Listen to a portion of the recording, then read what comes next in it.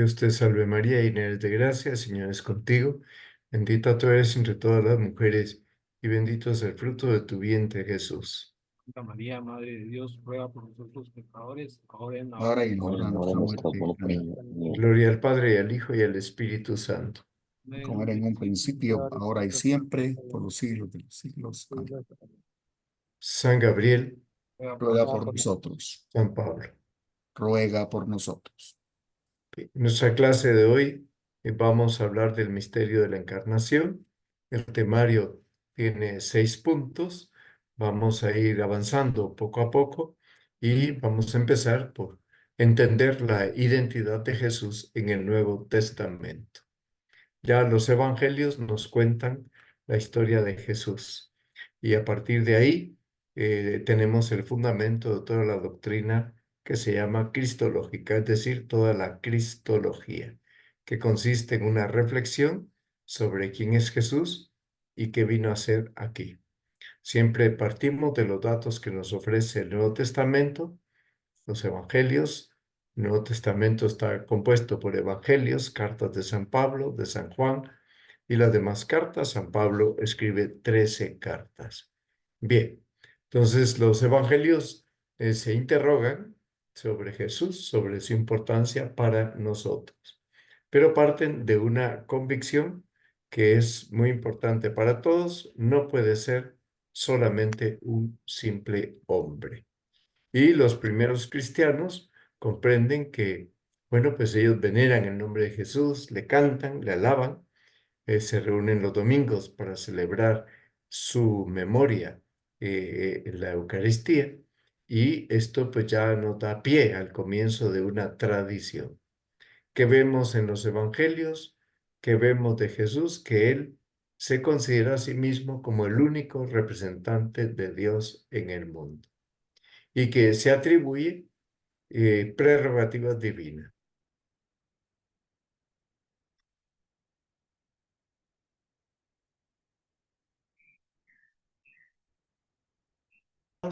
Reformar la palabra en el Antiguo Testamento al pueblo y exigir un amor absoluto a su persona. Estas son prerrogativas del Padre y también son del Hijo. Bien, ¿qué hace el Evangelio? Pues mostrarnos cómo Jesús confirma con milagros todo lo que él enseña. Ahí tenemos la resurrección de Lázaro. Ahí tenemos su poder sobre el cosmos, los hombres y los demonios, y ahí tenemos el poder sobre su propia muerte. Desde el trono del Padre nos envía al Espíritu Santo. Por tanto, todo esto nos hace captar que Jesús no es un simple hombre. ¿Qué relación tiene Jesús con el Dios de Israel? San Pablo utiliza expresiones alusivas a la divinidad de Jesús, pero nunca lo confunde con Dios Padre. Y nunca afirma que hay 2 dioses, ni 3 dioses. Ya veamos un ejemplo, la primera de Corintios, capítulo 8. ¿Qué dice ahí? Dice: para nosotros no hay más que un solo Dios, el Padre, del cual proceden todas las cosas y para el cual somos. Y a continuación dice: y un solo Señor, Jesucristo, por el cual son todas las cosas y por el cual somos nosotros. Bien, ya este planteamiento de distinguir a las 2 divinas personas lo lleva luego a presentarnos a la tercera persona. Si abrimos el Evangelio de San Juan, vemos que él distingue a Dios Padre de la palabra de Dios que estaba en nosotros desde siempre y que es, mm, la palabra es Dios. Por tanto, la palabra, una vez encarnada, es Jesucristo. Pero antes de la encarnación existe la palabra. En el principio existía el verbo era Dios y el verbo estaba junto a Dios. Por tanto, el Hijo siempre ha sido la palabra del Padre y se distingue del Padre, aunque está en relación con Él, en relación filial. Bueno, entonces el Nuevo Testamento nos muestra la intimidad del Dios de Israel. Y la intimidad más profunda de Dios es lo que dice San Juan: Dios es amor. Ese amor se realiza en la unidad perfecta de las tres personas divinas. Hablemos de la identidad de Jesús a la luz de los concilios cristológicos. Entonces voy a citar algunos concilios cristológicos y pues a partir de sus enseñanzas entenderemos la identidad de Jesús. Bien, el Evangelio fue propagándose con prontitud fuera del ámbito judío. Entró en contacto con el ámbito no judío y en concreto entró en contacto con el pensamiento griego. Y el pensamiento griego es politeísta, con diversos grados de politeísmo. Ese es el contexto en el que nos vamos a situar. Y dentro del contexto griego se podría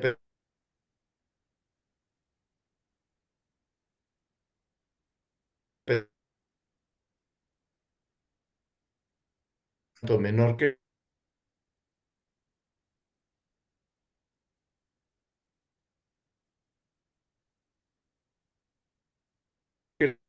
al hijo como distinto al padre, pero pues dice que es mutable y que por eso se encarna.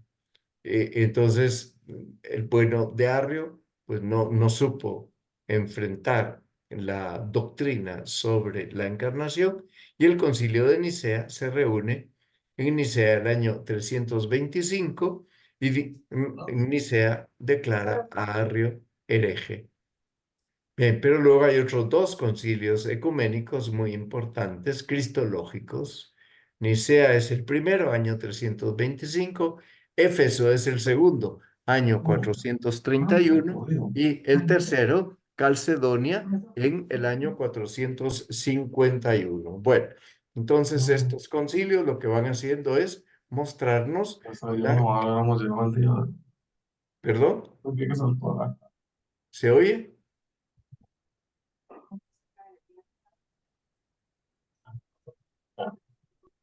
Bien, entonces les decía que estos concilios son concilios cristológicos porque van definiendo diversos aspectos relacionados a la fe de la Iglesia en la encarnación. Este concilio de Nicea, o sea, el primero, Nicea, año 325, es el que formula esta frase del credo que nosotros rezamos: Dios de Dios, luz de luz, Dios verdadero de Dios verdadero, engendrado, no creado, de la misma naturaleza que el Padre. Con esa frase que rezamos todos los domingos, queda claro que el Padre y el Hijo comparten la única divinidad, la misma naturaleza, tienen la misma dignidad. Pero un siglo después, fíjense ustedes, Nicea es el año 325, Éfeso el año 431, un siglo después. ¿Qué pasa un siglo después? Se preguntan, bueno, pero si Jesús es Dios, ¿cómo puede ser a la vez Dios y hombre? Y dicen ellos, bueno, pues un hombre es un individuo. Dios también es un ser distinto, individual. Y llegan a una pregunta: ¿y cómo entonces pueden ser una sola realidad? Y siguen preguntándose y dicen, bueno, al pensar en Cristo, ¿no será que estamos hablando de dos seres distintos que de alguna manera están profundamente unidos entre sí? Eh, Por ahí va Nestorio, otro hombre declarado hereje, es decir, que aparte de Arrio, Nestorio también ha sido declarado hereje, y pues Nestorio dice, bueno, Dios y el hombre, Jesús, forman una unidad, porque actúan siempre con una perfecta conjunción. Entonces, ¿cuál es el desorden de esta doctrina de Nestorio? El desorden es que no distingue que Jesús es verdadero hombre y verdadero Dios. No distingue que en Jesús hay una sola persona divina y dos naturalezas distintas, la humana y la divina. Y por ese motivo es que Constantinopla, o sea, Nestorio era patriarca de Constantinopla y Nestorio también fue condenado. Y sigue diciendo Nestorio, así como cuando un caballo va jineteado por una persona y el caballo va a galope y el jinete lo dirige y dice, bueno, actúan los dos en conjunto, se amoldan el uno al otro. Dice, pero sí, pero son dos seres distintos. Lo que pasa es que visualmente componen una sola figura. Por tanto, Nestorio tampoco cree que Jesucristo sea Dios, ni Nestorio ni Arrio. Y esto es lo que les pasa a los testigos de Jehová y a los mormones. Nestorio llegaba a la conclusión de que Jesús nació y vivió en Palestina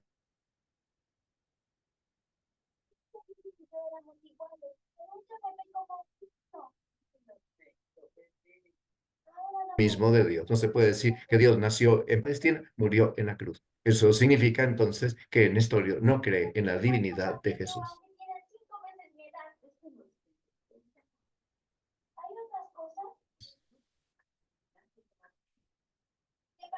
Eterna.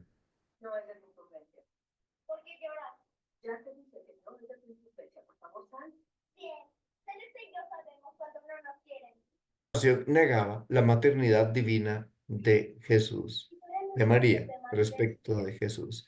Y por tanto llegaba a afirmar que ella es solo la madre del hombre, Jesús. ¿Estás sugiriendo que no soy emocionalmente maduro? No contesto. Como sea, yo ya perdí el interés en hacer más amigos. Verdadero Dios. Por tanto, Jesús es distinto de la segunda persona de la Santísima Trinidad. Voy a llevar una vida ermitaña. Pues.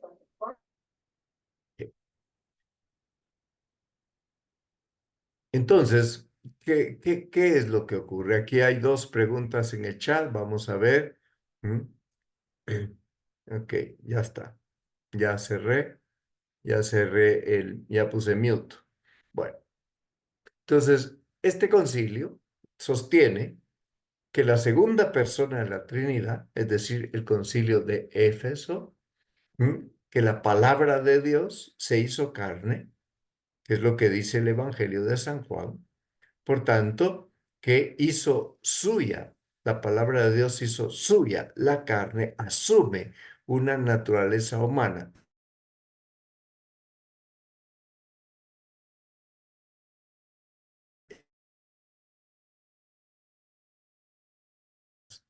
Entonces ya tenemos el concilio de Constantinopla y el concilio de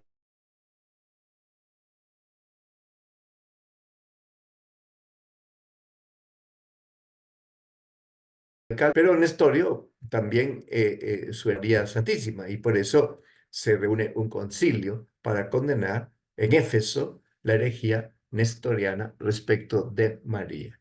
Entonces, cuando hablamos de nombre Jesús, estamos refiriéndonos a la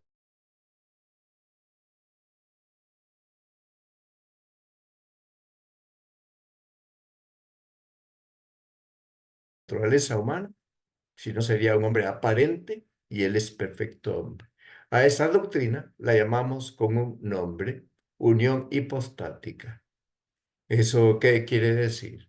Quiere decir que lo humano se integra en la persona preexistente del verbo, es decir, en la hipóstasis del verbo, en el sujeto del verbo. Y fue el concilio de Éfeso el que formula esta doctrina que la teología llama unión hipostática, que viene a decir que en Cristo hay una sola persona, la divina, dos naturalezas, la humana y la divina, por tanto, dos inteligencias y dos voluntades.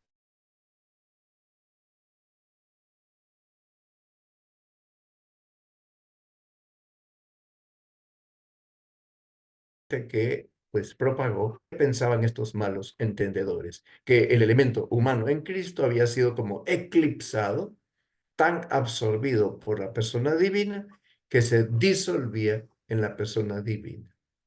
Y de ese modo, lo humano de Jesús iba a perder toda consistencia.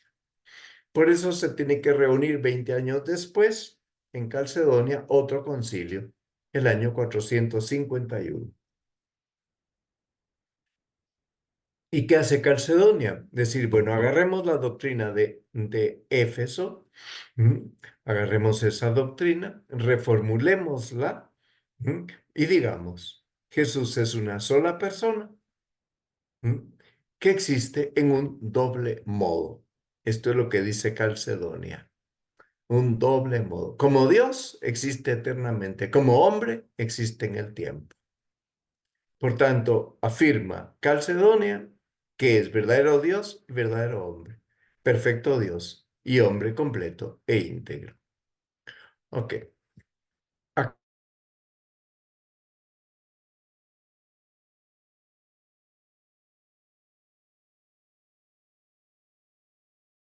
la encarnación a la que de la Santísima Trinidad. ¿Por qué decimos eso?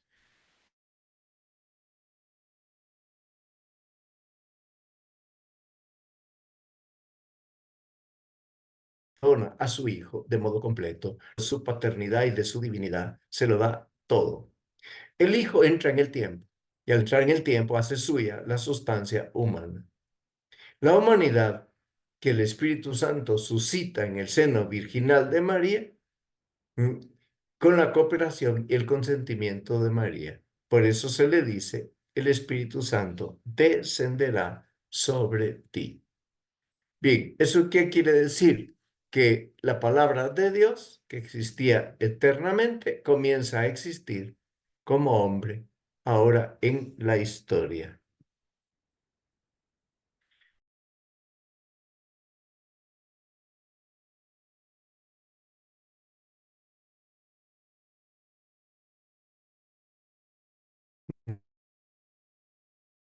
Padre en el tiempo y nacido en el tiempo. Vemos la encarnación. Bueno, entonces esta primera venida, ¿qué nos revela? ¿Qué rasgos íntimos e inaccesibles del ser divino no?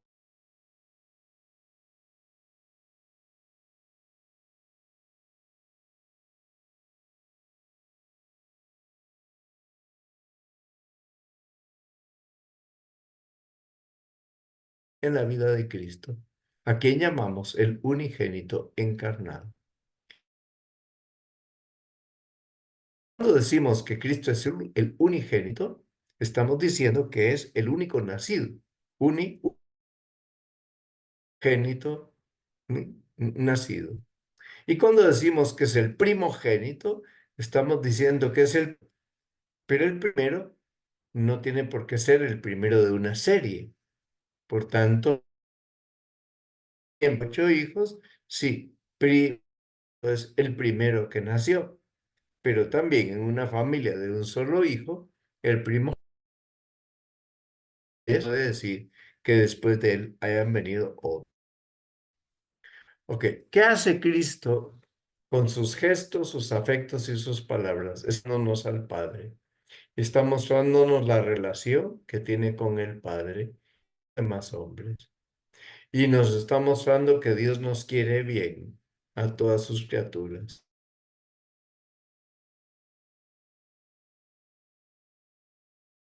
Lo único de Dios se ha hecho hombre por nuestra salvación. Y es dador del Espíritu Santo. ¿Por qué?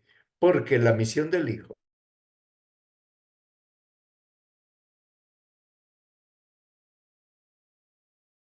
es templo del Espíritu Santo, morada del Espíritu Santo historia.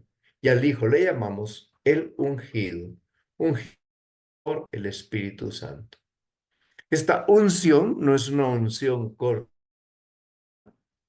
es una unción muy radical, porque resulta que el ángel le habla a María, le dice, el Espíritu Santo descenderá sobre ti. Y el hijo que de ti nacerá será llamado Hijo de Dios. Entonces, ¿por qué decimos que la unción de Jesús es mucho más radical? Porque deriva de la encarnación. Y Jesús viene al mundo ungido totalmente por el Espíritu Santo. No es que Jesús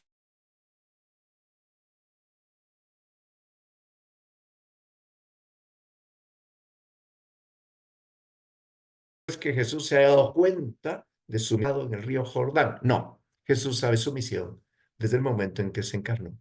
Y todo en Jesús, ¿qué es lo que evoca? La presencia divina, la pureza y la espiritualidad de la realidad del cielo.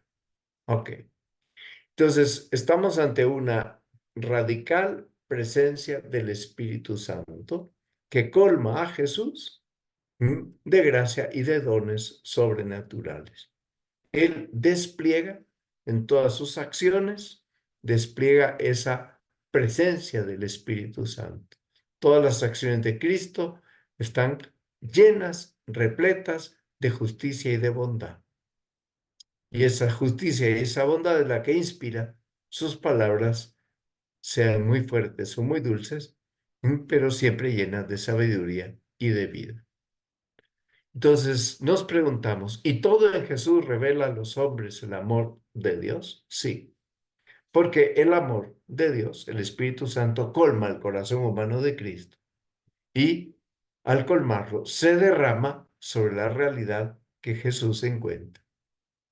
Y se derrama también sobre todo aquello que dañó por el pecado, para restaurarlo y para reconducirlo a Dios Padre.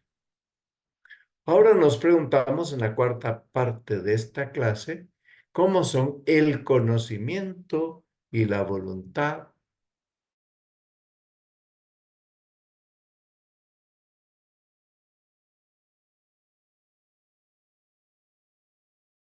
por ser Dios? Tiene conocimiento temporal de todas las cosas. Ahora, una vez que se hace hombre, entonces ese conocimiento eterno e intemporal siguen estando ahí y él conoce la realidad, pero ahora conoce la realidad según los modos propios de conocer específicos del hombre. ¿Eso qué quiere decir? Que Jesús aprendió a leer, a escribir, a caminar, a comer, a escuchar, a expresarse como todos los hombres. Entonces, Jesús conoce la realidad exterior a través, igual que nosotros, de experiencias, de imágenes, de conceptos que se van formando en nuestra mente humana. Nosotros formamos los conceptos. El concepto es el tercer paso que da la lógica entre el raciocinio. El primer paso es el juicio, el segundo es el raciocinio y el último es el concepto. Bueno, entonces Jesús no se quiere saltar las leyes de la naturaleza y por eso él quiere aprender como hombre todas las cosas. Por eso les dije que aprendió a hablar, a leer, a escribir, a trabajar y poco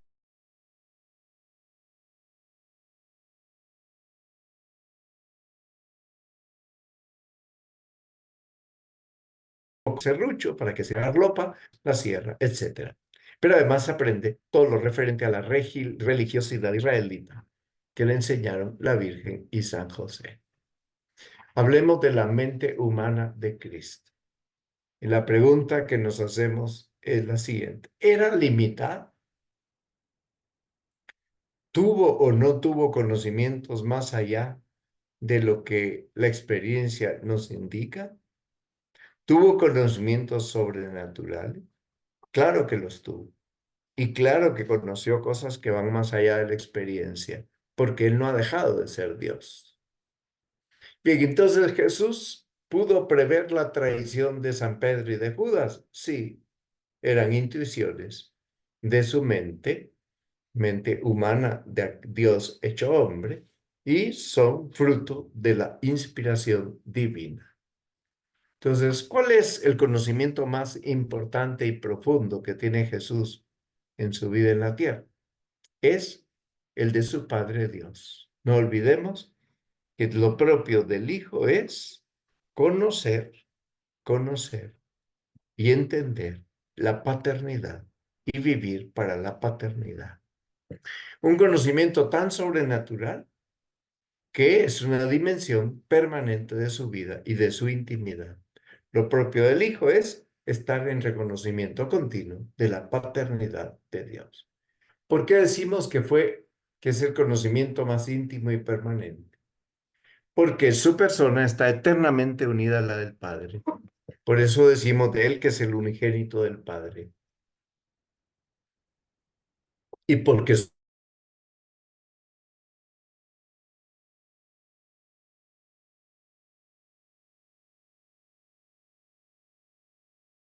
bueno, entonces Jesús tiene conciencia humana, sí, y experimenta en su conciencia humana la unidad que tiene con el Padre, sí, porque Jesús no ha perdido la conciencia de ser el Hijo de Dios, enviado al mundo para salvar a los hombres.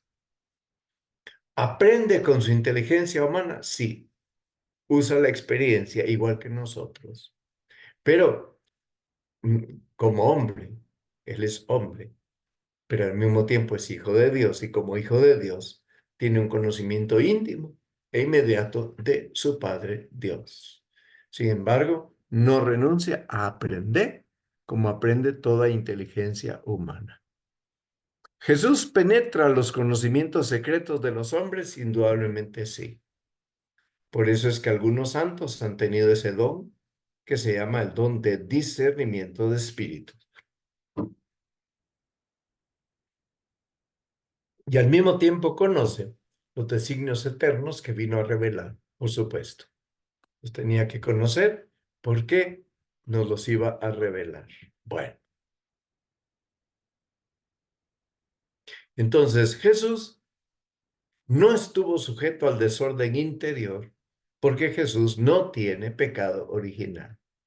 ¿Eso qué quiere decir? Que todas las acciones suyas siempre están movidas por el amor a su Padre y por la misión que su Padre le encomendó.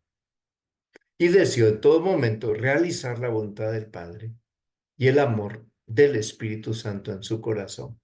Por tanto, en todo momento Jesús hace actos de justicia y de caridad. De fe no, porque no necesita la fe.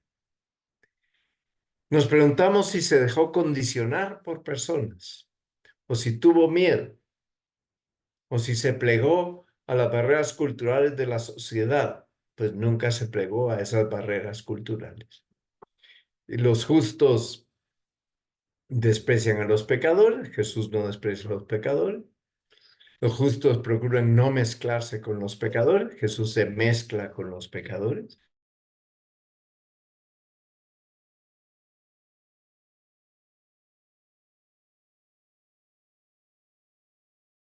Supuesto que sí. Y por eso él elige a las personas y siempre, siempre lo que agrada a su Padre. Bueno, tiene voluntad humana perfectamente unida a la voluntad divina. Y con su voluntad humana realiza lo que había de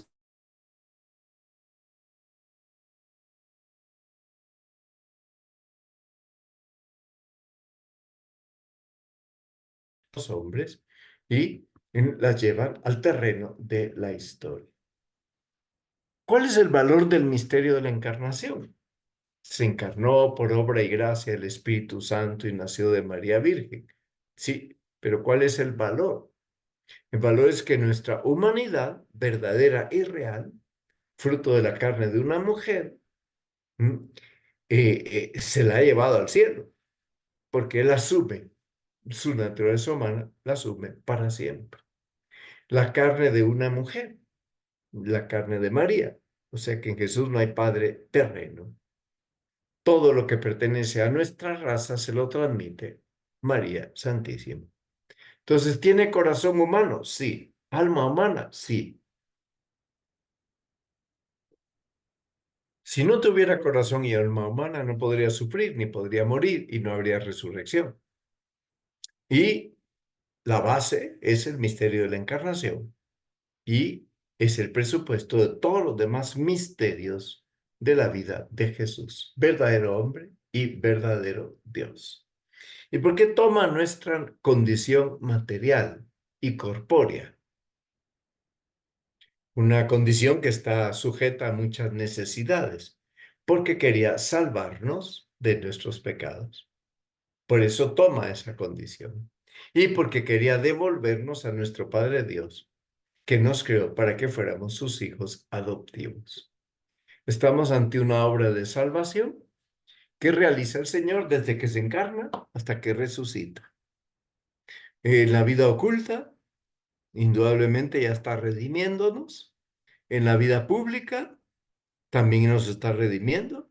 Los actos de la vida oculta no tienen mayor relevancia en la vida pública, pero nos redime desde que está en el seno de su madre. ¿Y qué es lo que nos da desde el cielo? Nos da su gracia para hacernos capaces de descubrir en nuestros quehaceres de cada día el amor que Dios nos tiene y para que sea para nosotros camino de santificación. Jesús dice que Él es nuestro camino, que Él es la verdad y que Él es la vida. Entonces, todas las obras de Jesús tienen valor redentor, valor revelador y valor recapitulador. Todas las obras de Jesús tienen tres tipos de valores: redentor, revelador y recapitulador. ¿Por qué recapitulador? Porque las obras de Jesús realizan el proyecto de Dios, que era recapitular todas las cosas en Cristo. ¿Por qué tienen valor revelador? Porque todo lo que hace Jesús es mostrarnos al Padre. ¿Y por qué tienen valor redentor? Porque todo lo que Jesús hace nos redime.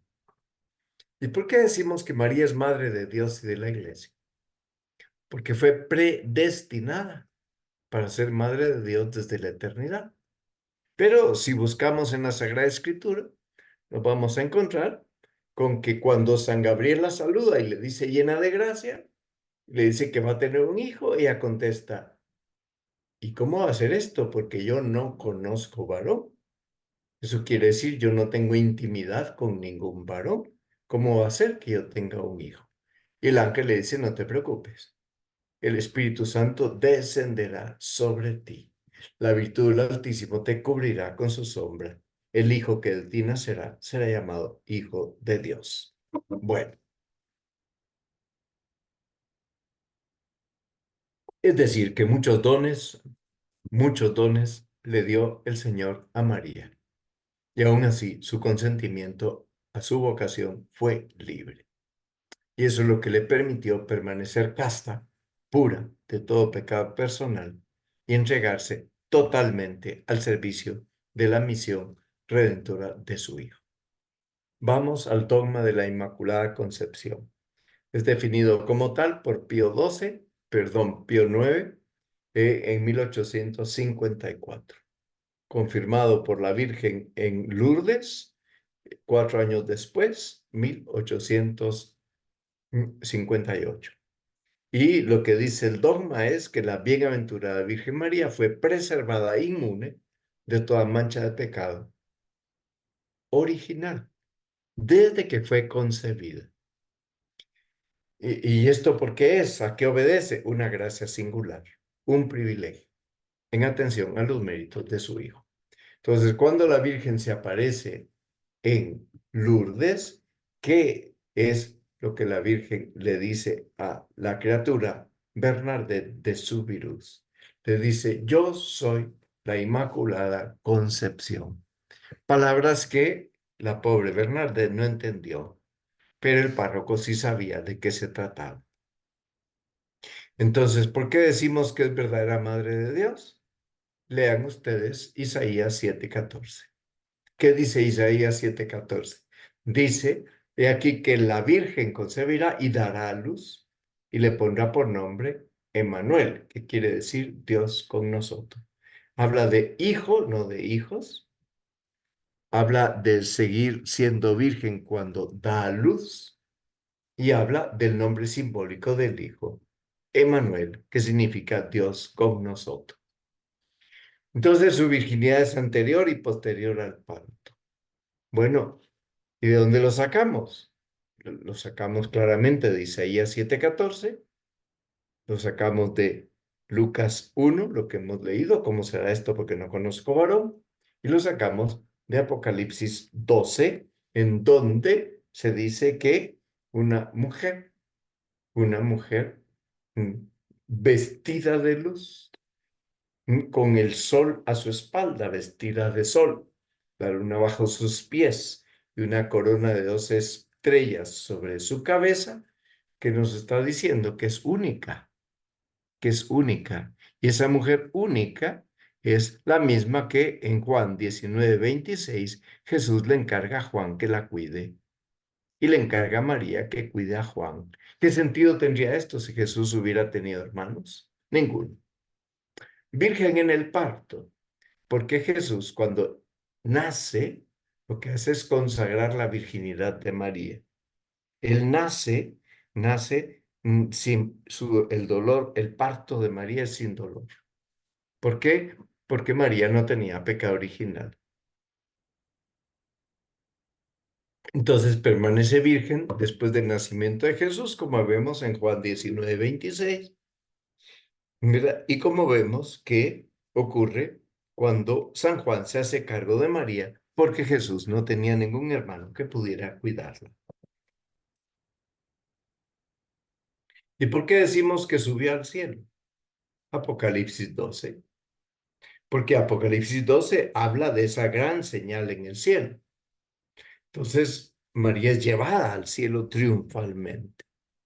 Esta asunción de María es un anticipo de lo que va a ocurrir con nosotros cuando resucitemos después de la muerte.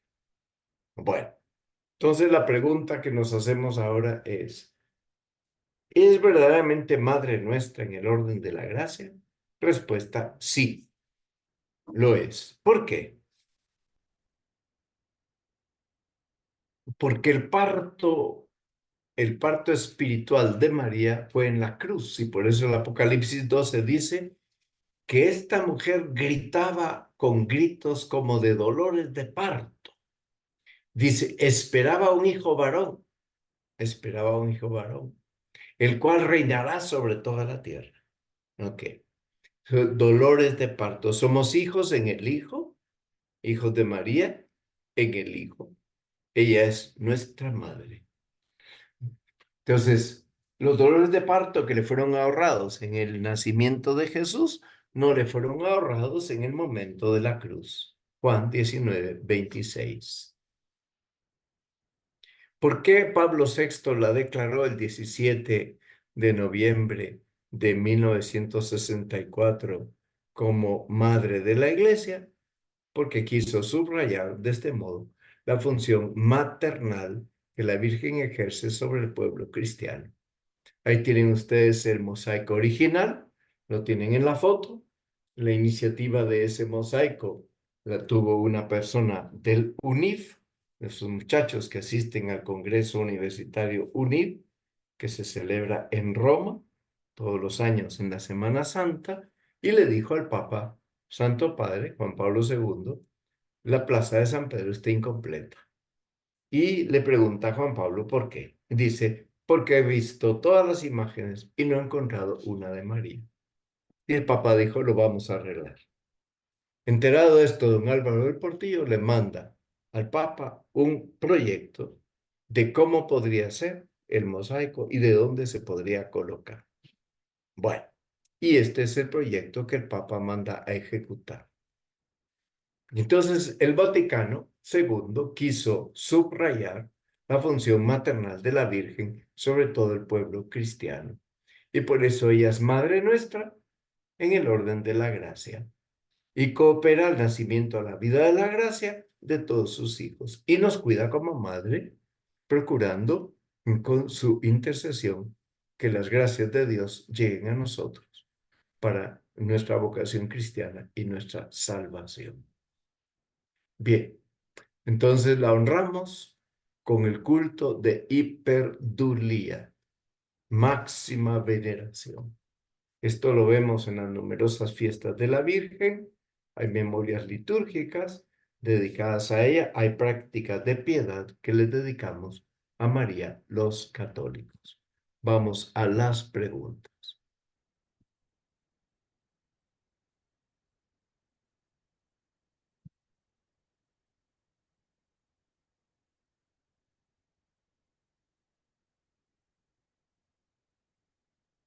Esta semana, ¿qué pasó?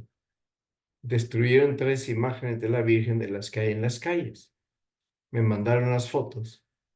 Yo se las mandé a un pastor evangélico que es amigo mío, preguntándole, ¿y a ti qué te parece esto?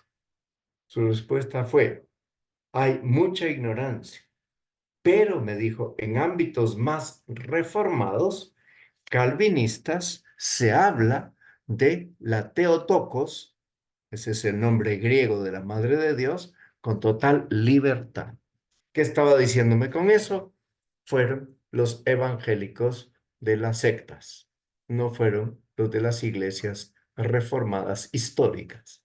Bien, entonces, bueno, pues estas son cosas muy tristes que pueden ocurrir, no deberían ocurrir en un país donde hay libertad religiosa, pero ellos piensan que son ídolos y este es el motivo por el que ocurre. Bueno, a ver qué quieren preguntar. Don Mario, buenas noches. Buenas noches, dime.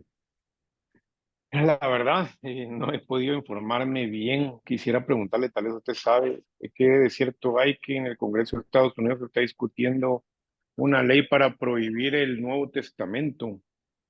Si esto es una cosa absurda, lo han declarado antisemítico, pero eso es no conocer el Nuevo Testamento, porque si se conoce bien el Nuevo Testamento, se van a dar cuenta de que nuestros dos grandes amores, Jesús y María, son judíos. Y en consecuencia es falso que sea antisemítico, ¿verdad? Y el Nuevo Testamento de ningún modo descarta ni desprecia el Antiguo Testamento. Por tanto, de ningún modo desprecia al pueblo judío, porque Jesús es judío y María es judía. Es cierto eso, pero me parece que se va a caer. Se va a caer porque es la ignorancia de los senadores o diputados que hayan propuesto esto. Perfecto, gracias, don Mario. Sí, yo Bueno, la verdad pues, lo vi, ¿no? Pues muy bien. pareciera ya la persecución de la iglesia. Sí. Bueno, ¿alguien más? Aquí hoy nos acompaña Mario Suárez desde México. Bienvenido, Mario. Está ahí muy cerca de la Virgen de Guadalupe, donde tanto se le quiere. Bueno, pues terminaríamos con eso nuestra clase y si Dios quiere, la próxima tendremos la clase número 13.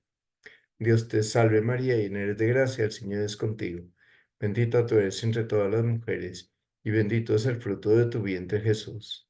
Santa María, Madre de Dios. Santa María, Madre de Dios, ruega por nosotros pecadores, ahora y en la hora de nuestra muerte. Amén. Gloria al Padre y al Hijo y al Espíritu Santo. En un principio, ahora y siempre, por los siglos de los siglos. San Rafael, Ruega por nosotros. San Gabriel, Ruega por nosotros. San Ruega por Pablo. nosotros. Bueno, Ruega por Santa nosotros. María Esperanza, nuestro asiento de la sabiduría. Que descansen, que Dios los acompañe. Buenas noches a todos. Buenas noches. Buenas noches a Buenas todos. noches, Mario. Un saludo a todos.